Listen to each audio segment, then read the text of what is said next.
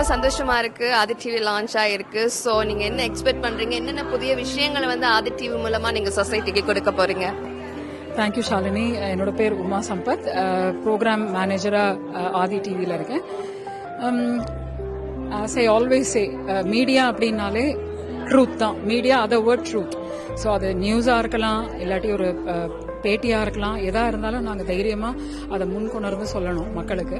ஏன்னா இப்போ யாரும் வந்து நியூஸ் பேப்பர் வாங்கி படிக்கிற மாதிரி தெரியலை. ஸோ எல்லாரும் வீட்டில் இருந்து ஆன்லைன் சேனல்ஸ் அந்த மாதிரி பார்க்கும்போது I'm very happy. Aadhi TV அந்த மாதிரி பல நிகழ்ச்சிகளையும் தரும்னு நினைக்கிறேன்.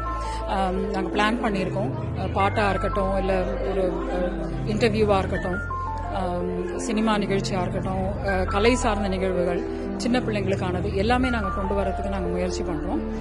அண்ட் இதில் இந்த தமிழ் அந்த தமிழ்னு இல்லாமல் எல்லா தமிழ் பீப்புளுக்கும் நல்ல டேலண்ட் இருக்க எல்லாருக்குமே இதில் ஒரு ஆப்பர்ச்சுனிட்டி இருக்குது. And I'm extremely proud. ஒரு விமன் என்டர்பிரினராக இருந்து அதை நான் எல்லா இடத்துலையும் பெருமையாக சொல்லுவேன். என்னோட உடன்பிறவா சகோதரி வினோ ரஞ்சித் இந்த ஒரு டிவி அண்ட் ரேடியோ ரெண்டையும் அவங்க தொடங்கினது வந்து ரொம்ப பெரிய சேலஞ்சிங் திங்.